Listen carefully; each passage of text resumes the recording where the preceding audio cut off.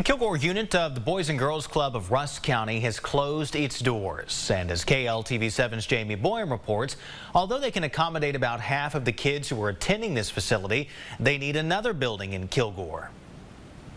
Rusk County Boys and Girls Club CEO Peggy McAlister says they received notice a year ago that they would need to vacate the Kilgore building. We hated to give this sad news to our families a couple of weeks ago. The news was that only about half of the children attending the Kilgore unit could be bused to the Rusk County main facility in Henderson. McAlister says they were in the Kilgore building 15 years, but the owners, they decided to go in another direction. But the Boys and Girls Club postponed the inevitable through the spring. We formed a partnership in January with the school district to serve our after-school program from January to May.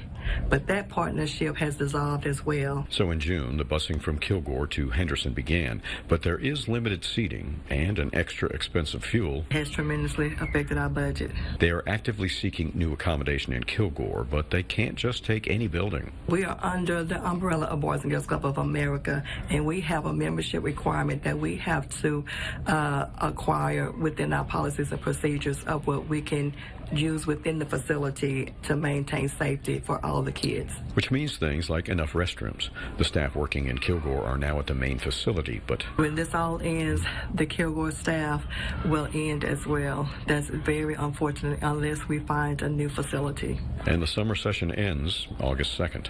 Jamie Boyum, KLTV 7 News.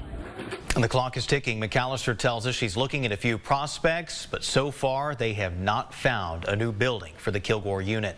To learn more about the Rusk County Boys and Girls Club, or if you'd like to make a donation, click on the big red box right there at KLTV.com. You can also get there by scanning the QR code at the bottom of your screen.